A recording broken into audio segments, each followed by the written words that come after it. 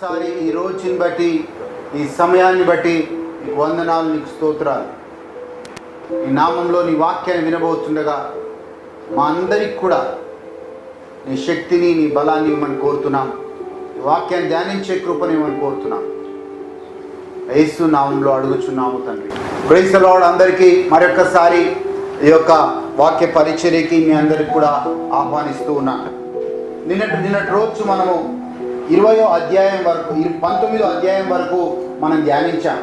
19వ అధ్యాయం వరకు మనం ఏం ధ్యానించాం ఒకసారి నెమరేసుకుంటే, ఆ యొక్క యేసయ్య వేవేల సమూహముతో దూతలతో ఆయన భూలోకానికి వస్తున్నట్లుగా వాడి అయిన రెండంచుల గల ఖడ్గమైన దేవుని వాక్యము చేత ఆ అంత్యక్రీస్తుని, అబద్ధ ప్రవక్తని ఇద్దరిని కూడా నాశనం చేస్తున్నట్లుగా మనం అక్కడ చదివాం.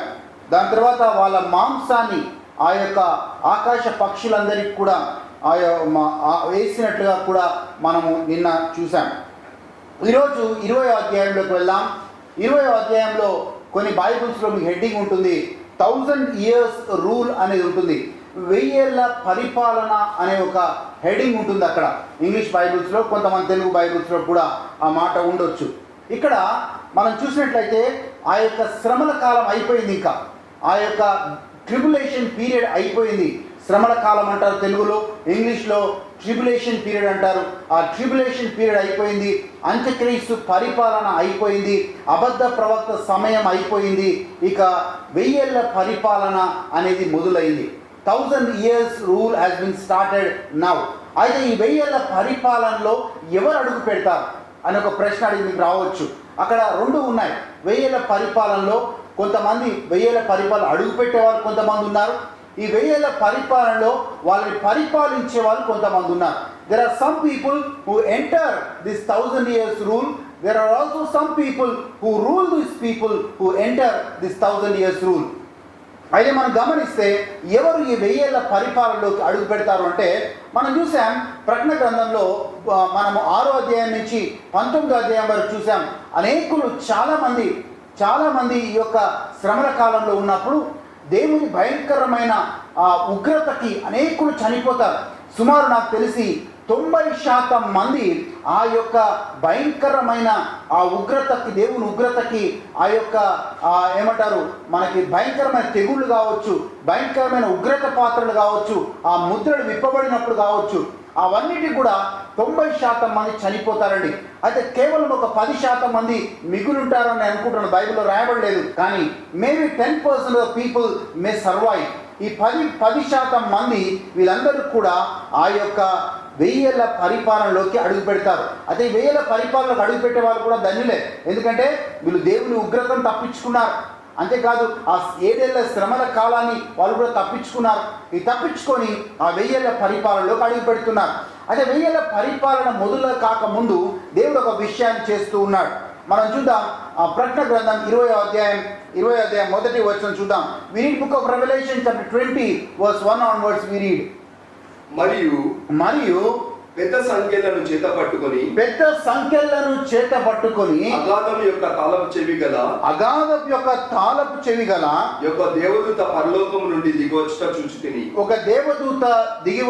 చూసి తిని అతడు ఆది సర్పమును అనగా అపవాదియు సాతానును అను ఆ ఘట సర్పమును పట్టుకొని 1000 సంవత్సరములు వాని బంధించి అగాధములో పడవేసి ఆ 1000 సంవత్సరములు గడుచు వరకు ఇక జనములను మోసపరచకుండునట్లు అగాధమును మూసి దానికి ముద్ర వేసెను. అయితే ఇక్కడ యేసయ్య ఏం చేస్తున్నాడు? మొదట ఒక వచనం రాయబడింది, ఆయన తాళపు చెవులు తీసుకొచ్చి అన్నది. మనము ప్రకటన గ్రంథం 1వ అధ్యాయం 18వ వచనం చూస్తే ఆయన ఆ తాళపు చెవులు అంటే పరలోకం యొక్కయు పాతాళం యొక్కయు తాళపు చెవులు ఆ యేసు ప్రభు ఆధీనంలో ఉన్నాయని చదువుతున్నాం. ఆ తాళపు చెవులు తీసుకుని వచ్చి యేసయ్య ఏం చేస్తున్నాడంటే ఆ యొక్క సాతానుని బంధిస్తూ ఉన్నాడు.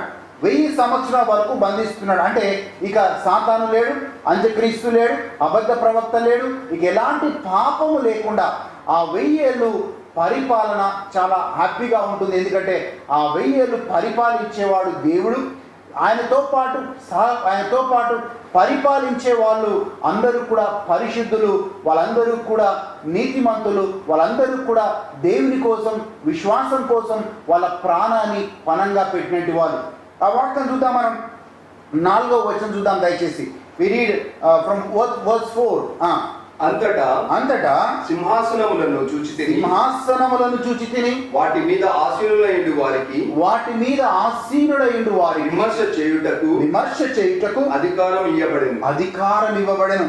మరియు క్రూర మృగమునకైనను దాని ప్రతిమకైనను నమస్కారము చేయక తమ నొసల యందు గాని చేతుల యందు గాని దాని ముద్రలు వేయించుకొనని వారిని యేసు విషయమై తామిచ్చిన సాక్ష్యము నిమిత్తమును దేవుని వాక్యము నిమిత్తమును శిరఛేదనము చేయబడిన వారి ఆత్మలను చూచి. అందరూ ఎవరు అంటే దేవుని వాక్యం కోసం శ్రమపడిన వాళ్ళు. In one word to say, they are martyrs for Christ. వాళ్ళు దేవుని కోసం వాళ్ళ ప్రాణాన్ని పణంగా పెట్టిన వాళ్ళందరూ కూడా they are going to be the rulers along with Jesus. ఆ 1000 ఏళ్ల పరిపాలనలో వీళ్ళందరూ కూడా యేసు ప్రభుతో సహా ఈ భూలోకాన్ని పరిపాలించబోతున్నారు. ఆ పరిపాలించే వాళ్ళందరికీ కూడా వాళ్ళని ఏమని తెలుసా? 6వ వచనం చూస్తే, blessed and holy are those who share in the first resurrection. Over these second death has no power, but they will be the priests of God and of Christ, and they will reign with him 1000 years అనే మాట 6వ వచనంలో మనకి రాయబడింది. So ప్రియమైన దేవుని బిడ్డలారా, 1000 ఏళ్ల పరిపాలనలో ఈ పరిశుద్ధులు దేవుడి కోసం ప్రయాసపడే వాళ్ళందరూ కూడా ఆ 1000 ఏళ్ల పరిపాలనలో పరిపాలిస్తూ ఉంటారు. అంటే న్యాయము, ఇక ఈ 1000 ఏళ్ల పరిపాలన క్రీస్తే పరిపాలిస్తాడు కాబట్టి, సాతాను లేడు కాబట్టి చాలా మంచి సమయంగా అది ఉండబోతుంది. ఆ యొక్క 1000 ఏళ్ల పరిపాలనలో నీతి ప్రకారంగా యేసయ్య పరిపాలించబోతున్నాడు.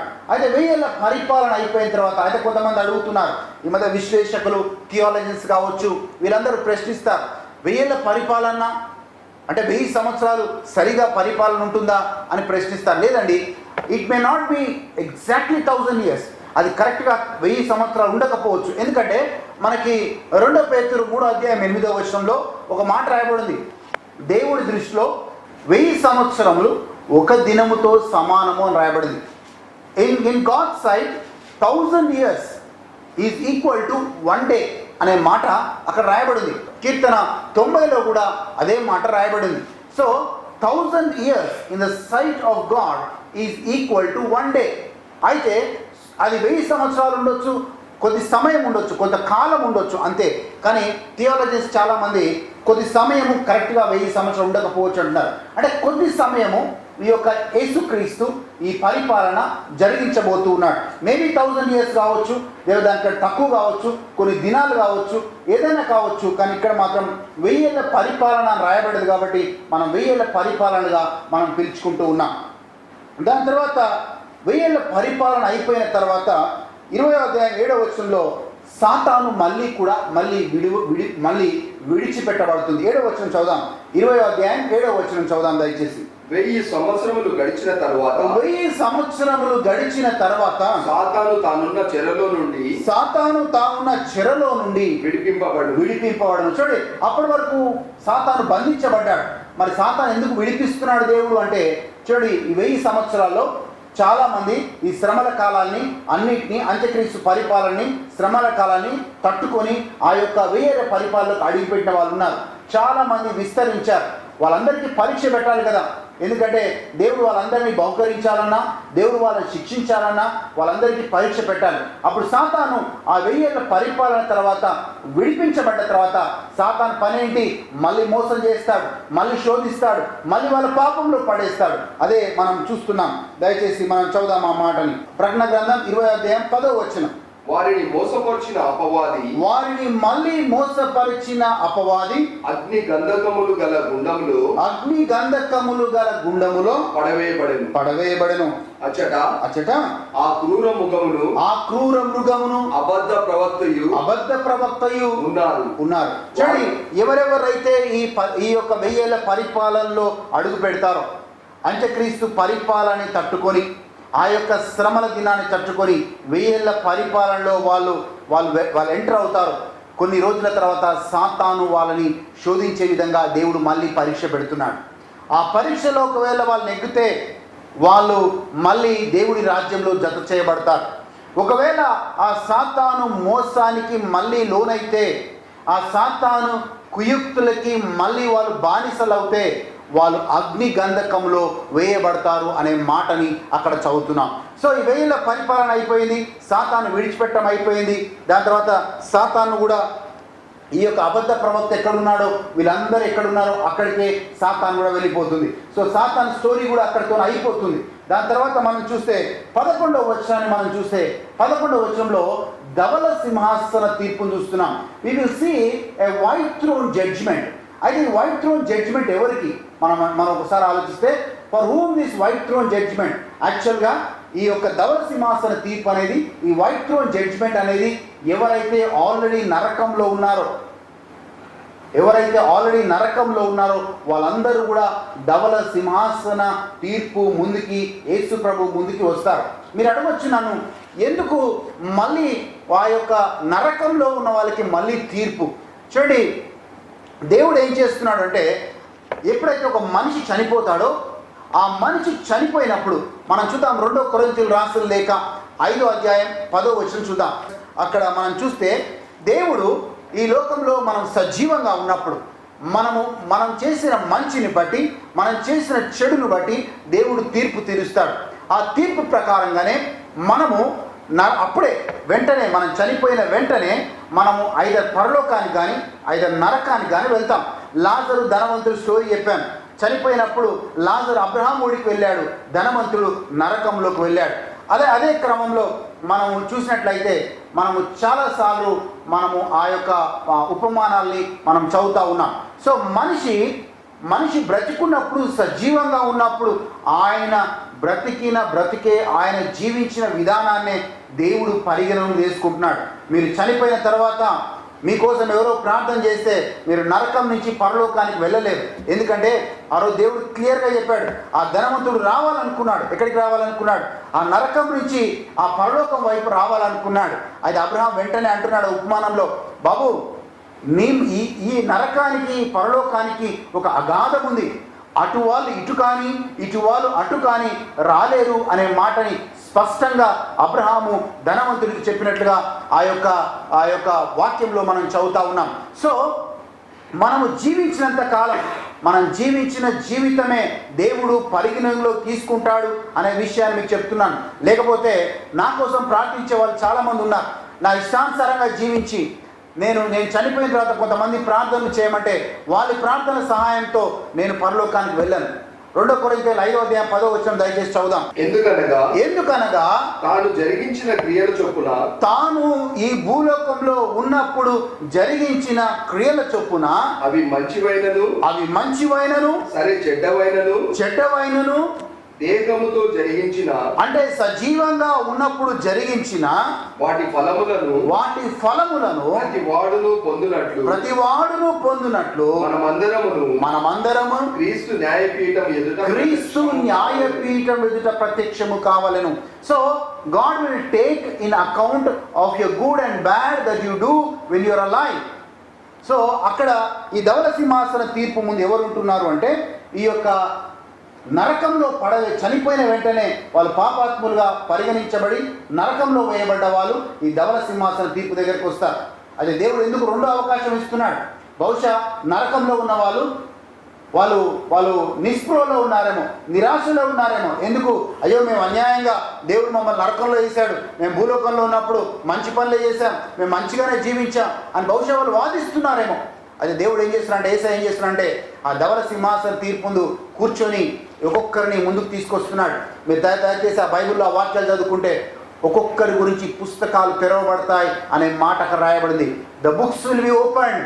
ఆ పుస్తకాలు తెరవబడ్డప్పుడు ఆ పాపాలన్నీ కూడా ఆ యొక్క దేవుడితో చదివినప్పుడు వీళ్ళ పాపాలను ఒప్పుకొని అప్పుడు వాళ్ళు పూర్తిగా వాళ్ళు ఒప్పుకుంటారు, అవును మేము ఈ పాపాలు చేశాం, మేము పాపాత్ములం, మేము ఈ శిక్షకు అర్హులం అని ఒప్పించిన తర్వాతనే వాళ్ళ తప్పు రుజువు చేయబడ్డ తర్వాతనే వాళ్ళు అగ్ని గంధకంలోకి వాళ్ళు వేయబడతారు.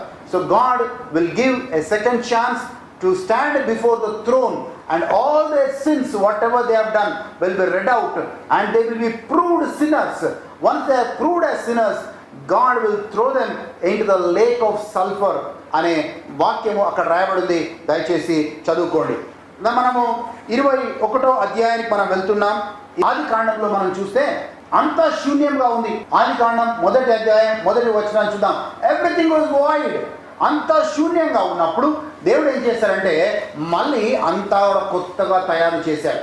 ఆయన ఆకాశం కలుగునుగాక, నక్షత్రాలు కలుగునుగాక, భూమి కలుగునుగాక అంటే ఆయన ప్రవచనం మేరకు, ఆయన మాట మేరకు అన్ని 6 రోజుల్లో 6వ దినాన మనిషి సృష్టించబడ్డాడు. 5 రోజుల్లో ఈ ప్రకృతి అంతా సృష్టించబడింది. అయితే అది నూతన భూమిగా, నూతన ఆకాశంగా ఆ రోజు దేవుడు సృష్టించాడు. It was a new creation for God and for man. అక్కడ 1వ అధ్యాయం 1వ వచనం 1-2 వచనాలు చూద్దాం దయచేసి. ఆది యందు దేవుడు భూమి ఆకాశములను సృజించెను. భూమి నిరాకారముగాను శూన్యముగాను ఉండెను. చీకటి అగాధ జలముల పైన కమ్మి ఉండెను. చీకటి అగాధ జలముల మీద కమ్మి ఉండెను. దేవుని ఆత్మ జలములపై అల్లాడుతూ. So everything was void, but God created out of nothing. God created this world. ఇప్పుడు కూడా దేవుడు 21వ అధ్యాయంలో ఆ హెడ్డింగ్ రాయబడుతుంది మీ బైబిల్లో, కొన్ని బైబిల్స్లో new heaven and new earth అనే మాట రాయబడుతుంది. So everything will be recreated again. It will be a new heaven altogether. It will be a new earth altogether. అయితే ఆ నూతన దాంట్లో ఎవరు అడుగు పెట్టబోతున్నారు? ఆ నూతన పరలోకంలో, నూతన భూమిలో ఎవరు అడుగు పెట్టబోతున్నారు అంటే ఎవరైతే ఆ యొక్క ఎత్తబడే సంఘంలో ఉంటారో, ఆ శ్రమలని, అంత్యక్రీస్తు పరిపాలనని, సాతాను శోధనని అన్నిటినీ తట్టుకొని ఎవరైతే ఎంటర్ అవుతారో వాళ్ళు మాత్రమే ఈ నూతన ఆకాశం, నూతన భూమిలో వాళ్ళు ఉండబోతున్నారు. కానీ చాలా బ్యూటిఫుల్గా ఉండబోతుంది వాళ్ళ లైఫ్. క్రీస్తుతో వాళ్ళ జర్నీ ఉండబోతుంది. యేసయ్య అన్నాడు, ఇక యుగ యుగములు మీరు నాతోనే ఉంటారు. You will have an ఎవలాస్టింగ్ life. ఎవలాస్టింగ్ life అంటే అది ఎప్పుడు కూడా ఇక చావు లేకుండా నిత్యత్వంలో క్రీస్తుతో జీవించడం అని అర్థం. Eternal life means living with Christ for ever and ever అని అర్థం. 21వ అధ్యాయం 1 వచనాలు చూద్దాం దయచేసి. అంతటా నేను కొత్త ఆకాశమును కొత్త భూమిని చూచితిని. మొదటి ఆకాశమును మొదటి భూమియు గతించిపోయాను.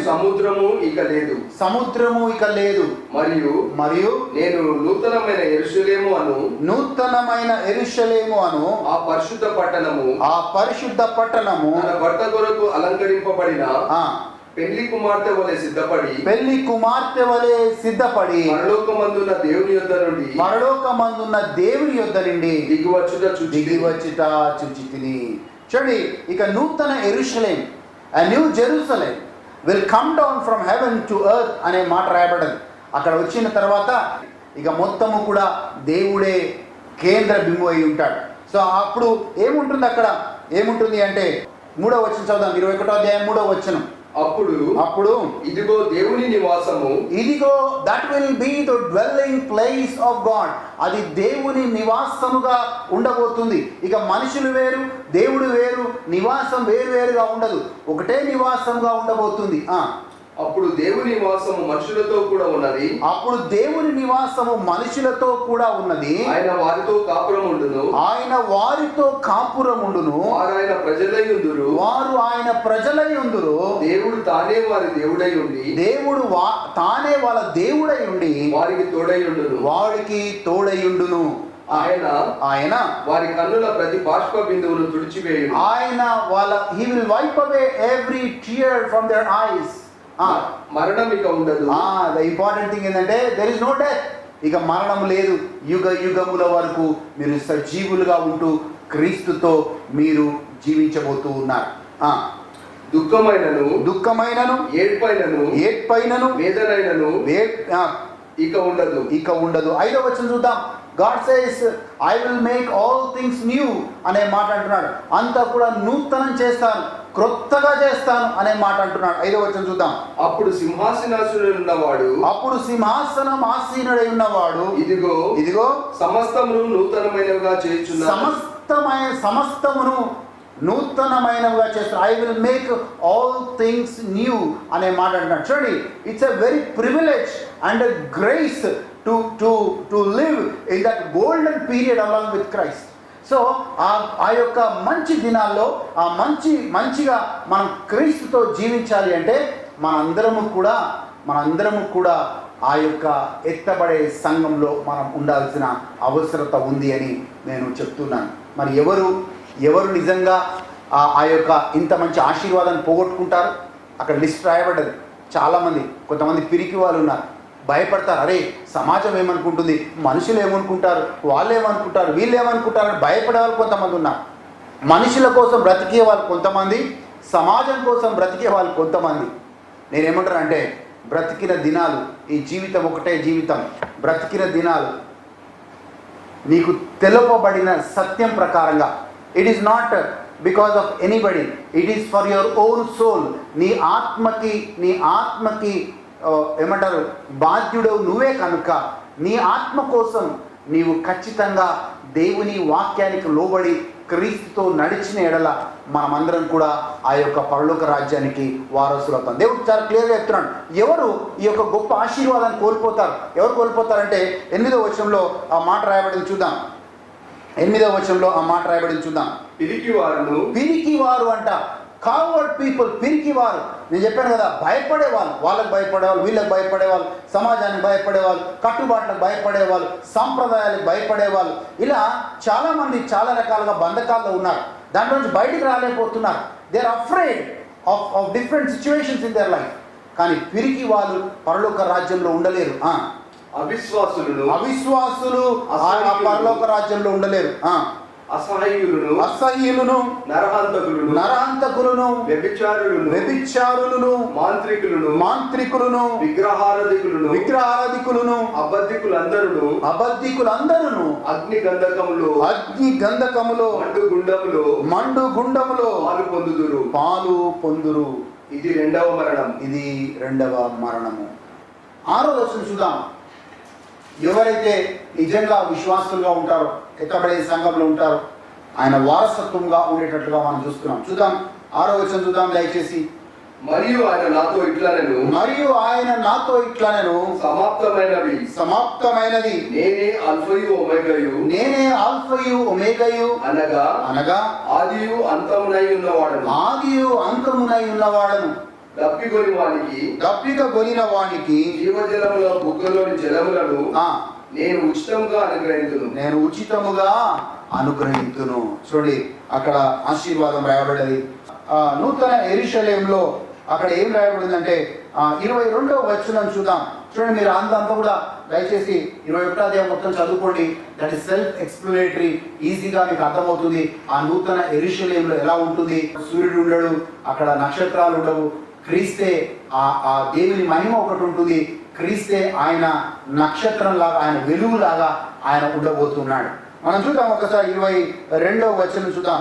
21వ అధ్యాయం 22వ వచనం చూద్దాం దయచేసి. దానిలో ఏ దేవాలయమును నాకు కనబడలేదు. సర్వాధికారి అయిన దేవుడైన ప్రభువును గొర్రెపిల్లయు దానికే దేవాలయమై ఉన్నారు. I saw no temple in the city, for the temple is the Lamb of God, the Almighty and the Lamb of God. ఈరోజు నేను చెప్తున్నాను, people are missing sanctuaries. Sanctuary అంటే టెంపుల్స్ని, అంటే చర్చెస్ని మిస్ అవుతున్నా చాలా మంది. ఆ రోజు యెరూషలేములో ఈరోజు యూదుల పరిస్థితి కూడా అదే. యూదులు they are missing a great thing in their life. ఏంటో తెలుసా అండి, యెరూషలేము దేవాలయాన్ని వాళ్ళు మిస్ అవుతా ఉన్నారు. ఈ రోజు వరకు కూడా ఏదైనా యూదుని మనం పట్టుకొని అడిగితే, బాబు నీ జీవిత ఆశయం ఏందని అడిగితే, యెరూషలేము దేవాలయం కట్టబడాలి. ఎందుకంటే ఆ యెరూషలేము దేవాలయం కట్టబడితే దాంట్లో వెళ్ళి మేము ప్రార్థన చేస్తే మా దేవుడు మా ప్రార్థనకి జవాబిస్తాడు, మా మెస్సయ్య తిరిగి వస్తాడు అని నమ్మకం వాళ్ళకి. So they are waiting for the temple to be built. Today many are also waiting again to go back to the church and worship God. నేను ఏమంటున్నానంటే, దేవుడు ఈ నూతన నిబంధనలో God made you the temple. దేవుడు నిన్నే తన శాంక్చురీగా, తన మందసముగా, తన ఆత్మకు నిలయముగా దేవుడు నిన్ను చేశాడు. But still you search for a temple, you search for a place, you forget that there is a sanctuary in you. నీలో దేవుడు తన ఆత్మను పెట్టాడు, ఆ ఆత్మకి నిలయముగా, నివాస స్థలముగా నువ్వు ఉన్నావు అనే సంగతి నువ్వు మర్చిపోతున్నావు. ఒకసారి వాక్యం చదువుదాం. అపోస్తుల కార్యాలు 17వ అధ్యాయం 24వ వచనంలో దేవుడు అంటున్న మాట ఏంటో తెలుసా? I don't live in the places built by the human hands అనే మాట అక్కడ రాయబడింది. చూద్దాం. అపోస్తుల కార్యాలు 17వ అధ్యాయం 24వ వచనం చూద్దాం. జగత్తును అందరి సమస్తమును నిర్మించిన దేవుడు, జగత్తును అందరి సమస్తమును నిర్మించిన దేవుడు తానే ఆకాశమునకును భూమికి ప్రభునైనందున హస్తకృతమైన ఆలయంలో నివసింపడు. హస్తకృతమైన ఆలయములలో నివసింపడు. ఒక బైబిల్లో ఇంగ్లీష్ ఏమంటే I don't live in the shrines built by human hands అనే మాట అక్కడ రాయబడింది. ఎస్, మన చర్చెస్ ఎందుకున్నాయంటే it's a place of worship, that's all. అది మనం అక్కడికి వెళ్ళి మనము ఆరాధన చేయడానికి it's a place, common place of worship. కానీ చర్చికి వెళ్ళి ప్రార్థన చేస్తేనే దేవుడు వింటాడు అనేది ఒక రాంగ్ కాన్సెప్ట్. మనము కూడా అందుకే యేసయ్య నూతన నిబంధనకు వచ్చిన తర్వాత దాన్ని బ్రేక్ చేశాడు. ఏం చేశాడు? ఎక్కడ ఇద్దరు లేక ముగ్గురు నా నామమున కూడి ప్రార్థన చేస్తారో నేను అక్కడ ఉంటాను అని దేవుడు వాగ్దానం చేశాడు. దేవుడు మాట తప్పనివాడు. God doesn't lie. Where two or three gather in the name of God and pray, there God dwells. So ప్రేమైన దేవుని బిడ్డలారా, ఎందుకు చెప్తున్నానంటే ఇట్స్ వెరీ క్లియర్. ఈ వైరస్ని జీరో డౌన్ చేయటం అంటే పూర్తిగా నశింప చేయటం అనేది చాలా చాలా కష్టమైంది. ఎస్, కొంతవరకు నివారణ తగ్గించారు. గవర్నమెంట్ లాక్డౌన్ చేయడం వల్ల ఈ నివారణ తగ్గించారు. But this virus can never be completely eliminated. It takes time. రెండవది, ఈ లాక్డౌన్ ఇలా కూడా కంటిన్యూ కాదు. It has to be opened up. ఖచ్చితంగా ఇది ఓపెన్ అవుతుంది. ఒకవైపు లాక్డౌన్ ఓపెన్ అవుతుంది, రెండో వైపు వైరస్ అనేది పూర్తిగా కంట్రోల్లోకి రాదు. మన దేశంలో కావచ్చు, ప్రపంచ దేశాల్లో కావచ్చు. సో ఇలాంటి క్లిష్టమైన పరిస్థితుల్లో మనకి దేవుడి కాపుదల, దేవుడి భద్రత చాలా ప్రాముఖ్యమైనది. We need the divine protection of God at this time. There are also people who are telling in the media కాదు, సైంటిస్టులు, శాస్త్రవేత్తలు చాలా మంది మాట చెప్తున్నారు, there is going to be a second wave for this virus. న్యూస్లో వచ్చేదే మీతో షేర్ చేసుకుంటున్నాను ఈరోజు. So second wave may come అనే మాట వాళ్ళు చెప్తా ఉన్నారు. సో ఇది జీరో డౌన్ అయ్యేది కాదు, కంప్లీట్గా కొద్ది రోజుల్లో, కొన్ని నెలల్లో ఎలిమినేట్ అయ్యే ఇష్యూ కూడా కాదు. కానీ దేవుడికి స్తోత్రం, మనందరము కూడా దేవుని కాపుదల్లో, దేవుని భద్రతలో మనం ఉండాలి అనే విషయాన్ని చెప్తున్నా. Seek God, seek his presence. At least now let your నీ బావ్ బిఫోర్ ఇట్. కనీసం ఇప్పుడైనా నీ మోకాలు దేవుడి సన్నిధిలో ఉంగునుగాక. ఆ దేవుడు అప్పుడు ఆ వంగిన మోకాలని దేవుడు కాపాడునుగాక. సో ఎక్కడ ఇద్దరు లేక ముగ్గురు కూడి ప్రార్థన చేస్తారో అక్కడ నేను ఉంటానని నూతన నిబంధనలో వాగ్దానం చేశాడు. సో యాజ్ అ ఫ్యామిలీ ఇద్దరు ముగ్గురు కంటే ఎక్కువ ఉన్నారు మీరు. So when you pray, God dwells in your house. And నీ ఇంట్లోనే కాదు, దేవుడు నీలోనే జీవిస్తున్నాడు. 1 కొరింథీయులు 3:16 వాక్యం పలుకుతుంది, నువ్వు దేవుని ఆత్మకు నివాస స్థలమని నీకు తెలియదా? Do you not know that you are the temple of the Holy Spirit and God's Spirit dwells in you? Yes, God's Spirit dwells in you. And you are the temple of that Holy Spirit. And you are that sanctuary. You are that sanctuary. 21వ అధ్యాయం ప్రకటన గ్రంథం 21వ అధ్యాయం 23వ వచనాన్ని చదువుదాం దయచేసి. ఆ పట్టణములో ప్రకాశించుటకై సూర్యుడైనను చంద్రుడైనను దానికి అక్కరలేదు. దేవుని మహిమయే దానిలో ప్రకాశించుచున్నది. దేవుని మహిమయే అక్కడ there is no sun, there is no moon. Because మలాకి గ్రంథంలో మనకు ఒక ప్రవచనం కూడా యేసుక్రీస్తు గురించి మీరు చదువుకోండి. మలాకి గ్రంథం 3వ అధ్యాయం. Jesus Christ was prophesied.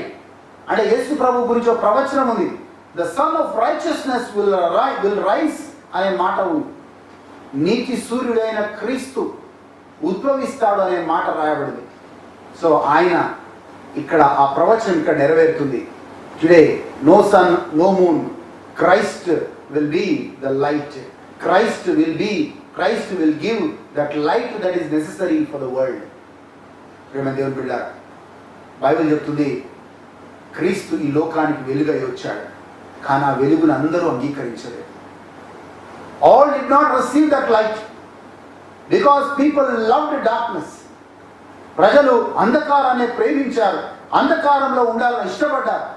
కానీ వెలుగు మాత్రం ఈ లోకంలో 2000 సంవత్సరాల కిందనే ప్రకాశించింది.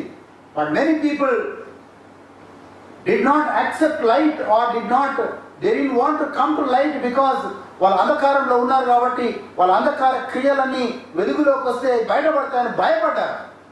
ఈరోజు కూడా భయపడుతున్నారు. 24వ వచనాన్ని చూద్దాం ప్లీజ్. గొర్రెపిల్లయే దానికి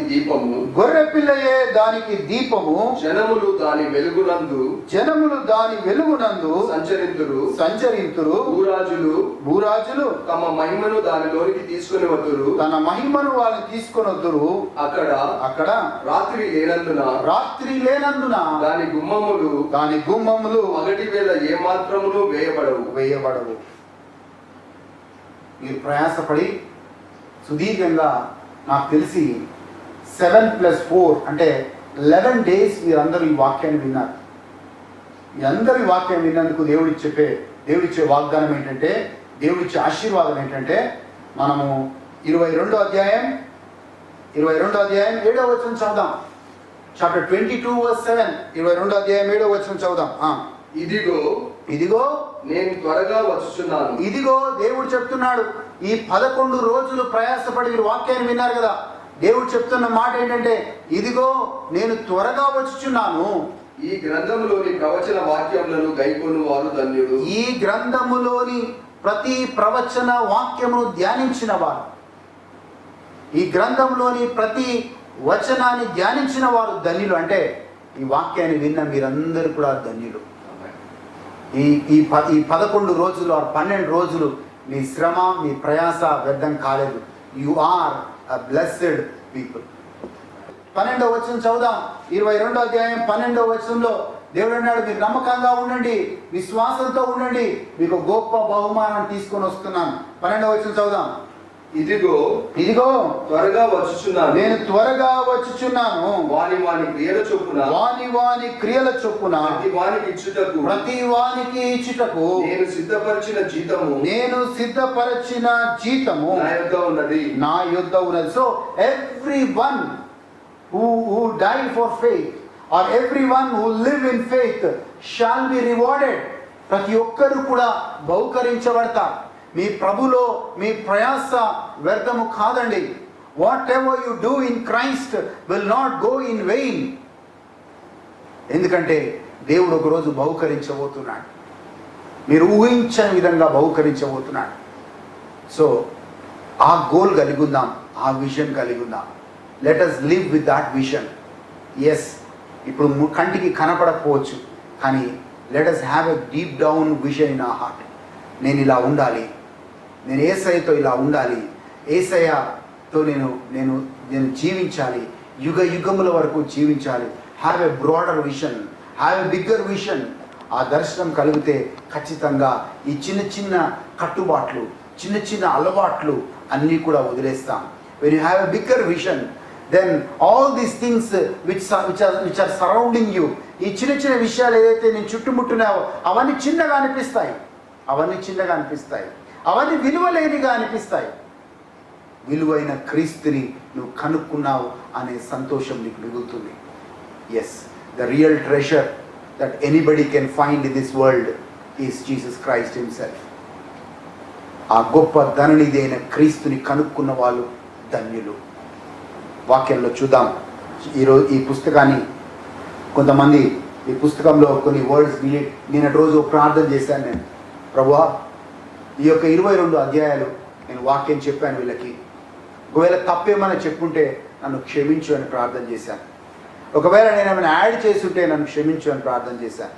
ప్రభువా, నేనేమైనా డిలీట్ చేసుంటే నన్ను క్షమించు అని ప్రార్థన చేశాను. ఎందుకంటే ఈ పుస్తకంలో రాయబడ్డది, nobody shall add to this book or nobody shall delete from this book.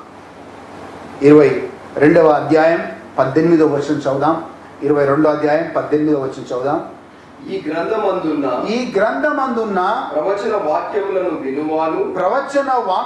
వినువారు ప్రతి వానికి నేను సాక్ష్యం ఇచ్చున్నది ఏమనగా ఎవడైనను వీటితో మరి ఏదైనాను కలిపిన ఎడలా, ఈ గ్రంథములో లేని విషయాలు ఏదైనా కలిపిన ఎడలా, ఈ గ్రంథంలో రాయబడిన తెగుళ్ళు దేవుడు వానికి కలుగు చేయను. అమ్మా, భయంకరమైన.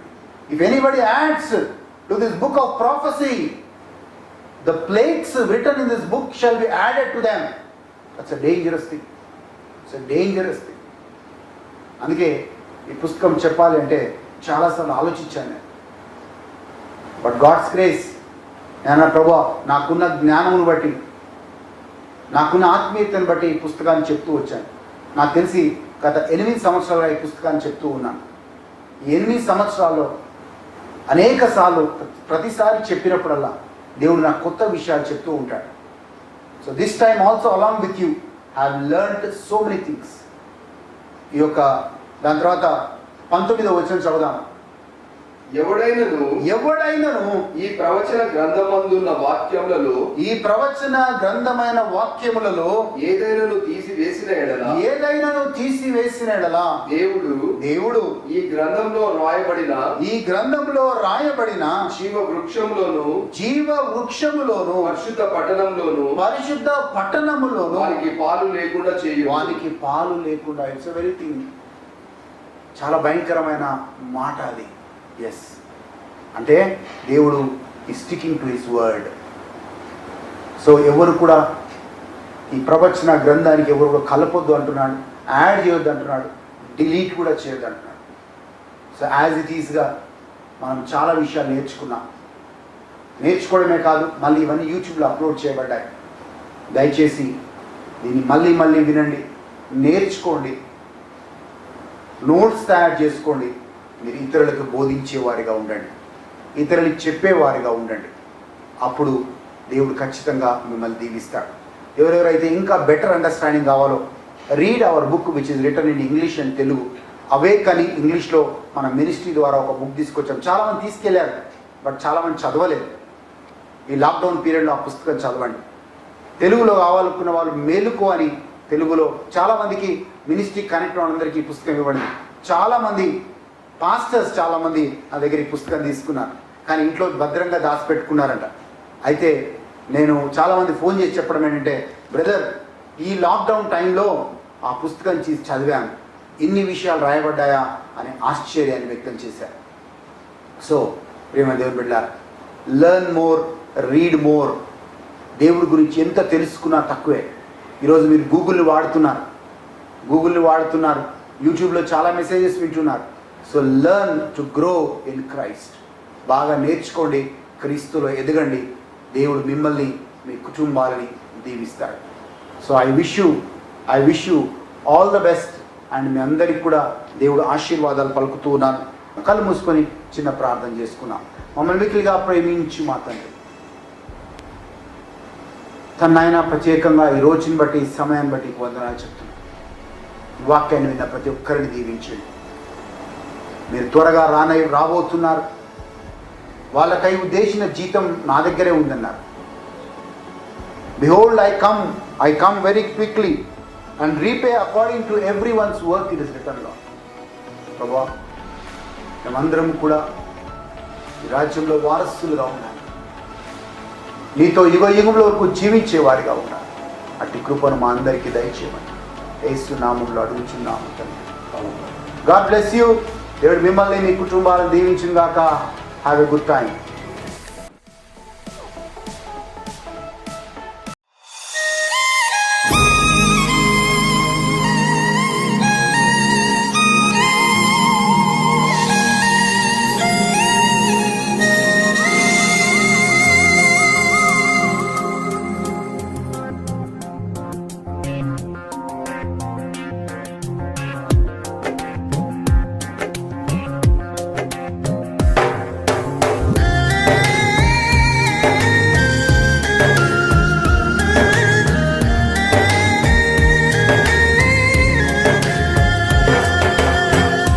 దినములు రాకముందే, సర్వం కోల్పోకముందే, అంధత్వం కమ్మకముందే, ఉగ్రత దిగి రాకముందే, అంధత్వం కమ్మకముందే, ఉగ్రత దిగి రాకముందే, స్మరించు రక్షకుని అనుకూల సమయమున చేర్చుకో యేసుని ఆలస్యం చేయక.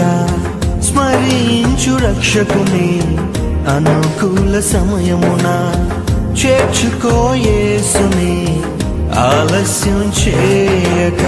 దుర్దినములు రాకముందే, సర్వం కోల్పోకముందే, అంధత్వం కమ్మకముందే, ఉగ్రత దిగి రాకముందే, అంధత్వం కమ్మకముందే, ఉగ్రత దిగి రాకముందే.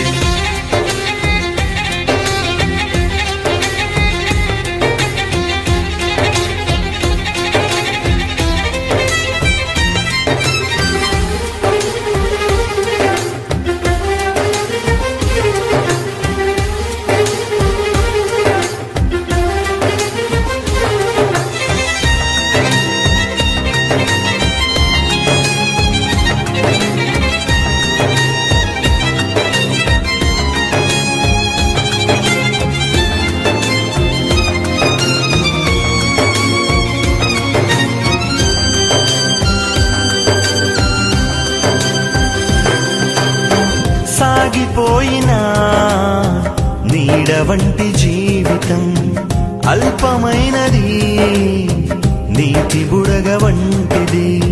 సాగిపోయినా నీడ వంటి జీవితం అల్పమైనది, నీటి బుడగ వంటిది. తెరచి ఉంది తీర్పు ద్వారం మార్పులేని వారి కోసం. తెరచి ఉంది తీర్పు ద్వారం మార్పులేని వారి కోసం. పాతాళ వేదనలు తప్పించుకొనలేవు, ఆఘోర బాధలు వర్ణింపజాలవు. పాతాళ వేదనలు తప్పించుకొనలేవు, ఆఘోర బాధలు వర్ణింపజాలవు.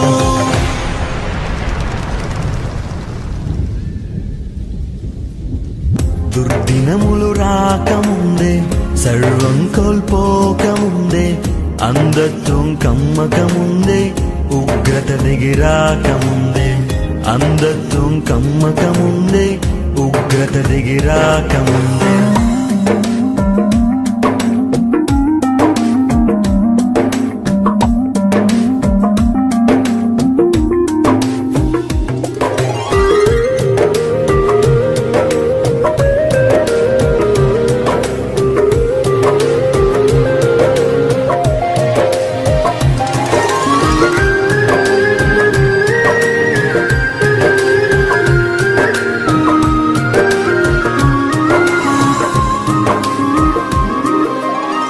రత్నరాసులేవి నీతో కూడా రావు, మృతమైన నీ దేహం పనికి రాదు దేనికి.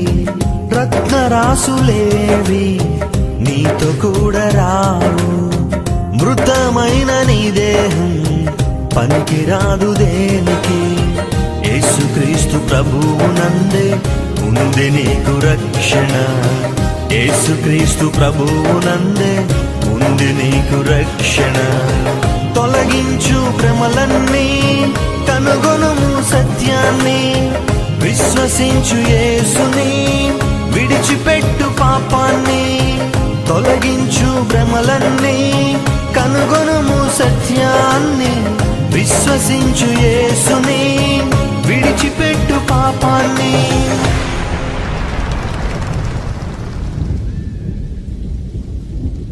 దుర్దినములు రాకముందే, సర్వం కోల్పోకముందే, అంధత్వం కమ్మకముందే, ఉగ్రత దిగి రాకముందే. అంధత్వం కమ్మకముందే, ఉగ్రత దిగి రాకముందే. స్మరించు రక్షకుని అనుకూల సమయమున, చేర్చుకో యేసుని ఆలస్యం చేయక. స్మరించు రక్షకుని అనుకూల సమయమున, చేర్చుకో యేసుని ఆలస్యం చేయక. దుర్దినములు రాకముందే, సర్వం కోల్పోకముందే, అంధత్వం కమ్మకముందే, ఉగ్రత దిగి రాకముందే.